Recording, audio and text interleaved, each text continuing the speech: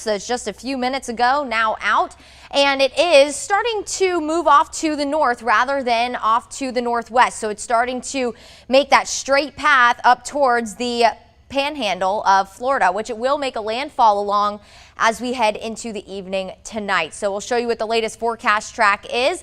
Again, Fred will make a landfall somewhere near the Pensacola, Florida area before making its way inland and ultimately paralleling our area. Potentially, the center of Fred at this point, a tropical depression, could move through the metro Atlanta area later as we head into tomorrow morning. So by tomorrow afternoon, Fred will be making its way off to the north. And in the meantime, as the storm starts to get closer to the Gulf Coast and then starts to pass our area, we will be watching for that potential for severe weather. Of course, we are on the right side of that system, the right side of landfalling tropical systems being that dirty side we talk about. So you can't ever rule out a brief spin-up tornado, and we will be keeping a very close eye on that.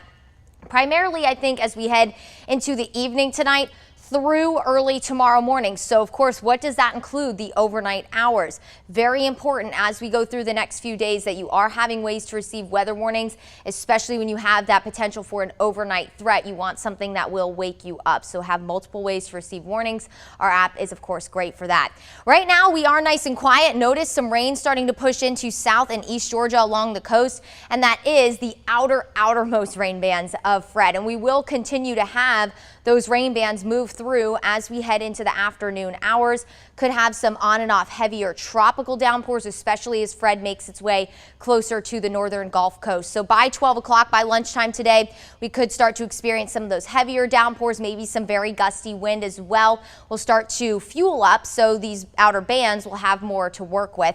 As we head into the early afternoon, I think this is when we're really going to start to keep our eyes open for that potential for severe weather, and even more so as we head into the evening tonight. At this point, Fred will be, if not making a landfall, very close to making a landfall along the Florida panhandle. As we head through the overnight and into tomorrow morning, here's the center of Fred. At this point, more than likely a tropical depression. So it does look like when it comes to any kind of tropical storm force conditions here, that's not necessarily going to be likely, but we could see some tropical storm force wind gusts in our westernmost counties.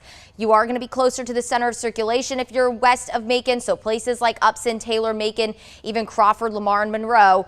I think you'll see the greatest impact wind-wise. Also, you'll have to watch for the potential for some flash flooding. So let's take you even further in time. Here comes Fred moving inland as we head through tomorrow morning. Those outer rain bands on the right side, that's what we're going to be looking for that potential for a brief spin-up tornado and that very, very heavy rainfall. Even into tomorrow afternoon, I think we can't let our guard down completely as the storm continues to move off towards the north and east. Wind, of course, going to be one of our primary threats. We'll start to pick up the breeze tonight. And then notice here's 3 o'clock tomorrow morning. We're really starting to ramp up the wind as Fred starts to make its way inland. And we could see, it looks like 15 to 30 mile per hour winds area wide, wind gusts area wide.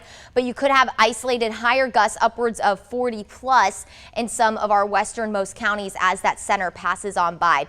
Rainfall wise, it looks like from Fred alone, we'll pick up anywhere between 1 to maybe 3 inches of rain, those locally heavy amounts west of Macon. And we're going to stay unsettled this week, so we could see upwards of 4 inches of rain by the end of the week. Flash flooding will be a concern for us, so just something to keep an eye out for. For the next couple of days, all eyes are on Fred, and we're staying unsettled for the rest of the 7-day. Don't forget, as we continue to monitor Fred and give you the latest on the track and our potential impacts here at home, have that 13 WMAZ app. It's free in the App Store and Google Play. You can also scan that QR code on the bottom of your screen. Be sure to go to the settings and turn on your notifications so you can get updated every time we update you on Fred and if we happen to have any severe weather over the next few days.